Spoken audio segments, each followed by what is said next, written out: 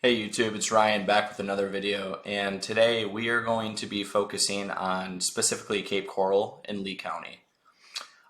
In the last video I made one about comping properties in Charlotte County, and I was going to make one for Lee County because that's another hot area where a lot of wholesalers are getting into the market. But the problem is Lee County, the comping online is basically the exact same as Charlotte. So you're going to look into the property appraiser site, you're going to look into the wetlands mapper, you're going to be able to get the zoning code, the flood code, all that stuff, and make sure a property is good to go when doing your due diligence on a property.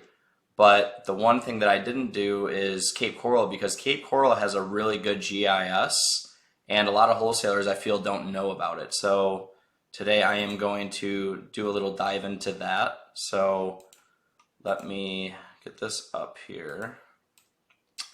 And we're going to go into Cape's GIS. So it's capegis.maps.arcgis.com. And again, this is a free website, so you don't need to be signed up or anything like that to be able to use it. And I'm going to paste in this address here. So normally what you would want to do is you just want to do the city, or not the city, state, or zip. You would just want to do the street with the street numbers. So normally you would just do 315 Northwest 25th Place.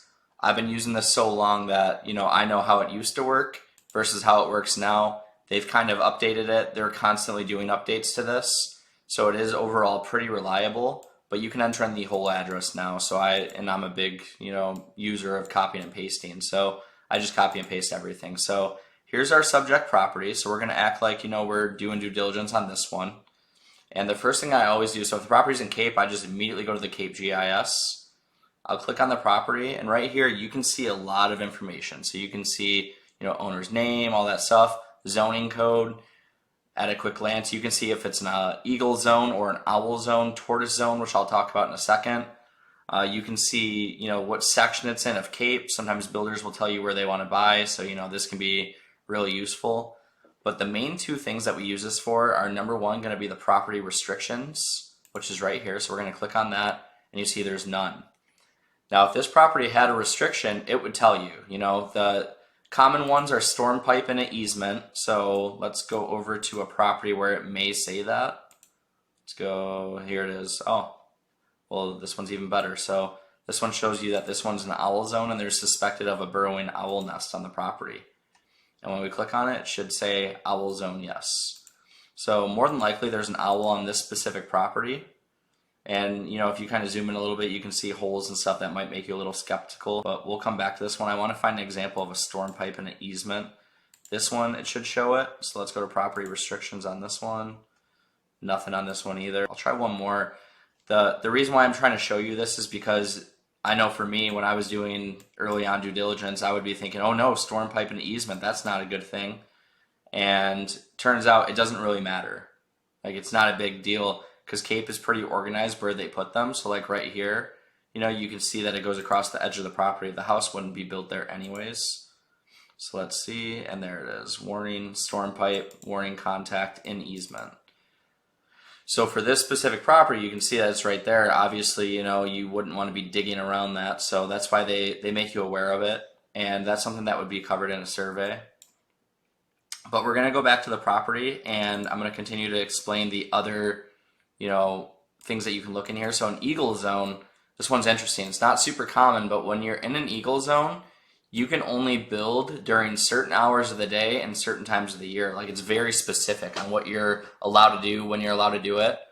We had a property a couple years ago. It was in an eagle zone. I didn't know it. Like, I was doing my due diligence, but I didn't really go down here. I was just looking at restrictions. I didn't see any. It didn't say eagle zone. But over here, it said eagle zone yes. And what that means is that during, for this specific property, it was from 10 a.m. all the way until it was 5 p.m. or something like that. You can't build on the property. So there can't be any construction noises, no sounds going on, nothing crazy. So it ended up being a deal that we had to pull out of, unfortunately. But, good thing we looked into it and eventually realized. So now, you learn from your own mistakes. So I learned, hey, we need to look into all this ahead of time before we do anything.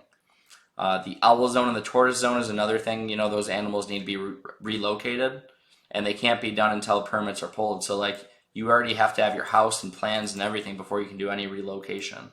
And that costs a lot of money too. So we covered this. Now the other thing is going to be loan payoffs. This is how you can tell if a property has utilities. When you click run report, it says no records to display. So that tells me right away there's no utilities in this, section of Northwest Cape.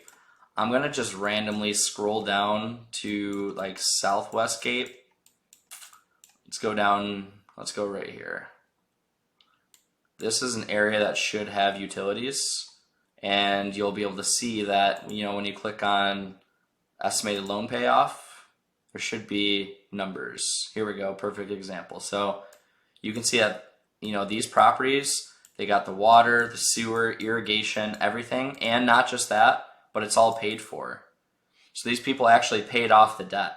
Now the way it works is it's usually anywhere between like $20,000 to $40,000. It's usually closer to like 30, right in that range of the total number on, right here on the right hand side. And it gets added into the yearly tax bills. So your tax bill, if your base tax bill is $500, let's say, you might have an extra $1,500 once utilities come in, added onto your bill. And, you can see a lot of examples of people not paying that. Maybe if we find one that, where there isn't a house right here, you might be able to see one. Yeah, here we go. Perfect. So these people haven't paid off their utilities yet.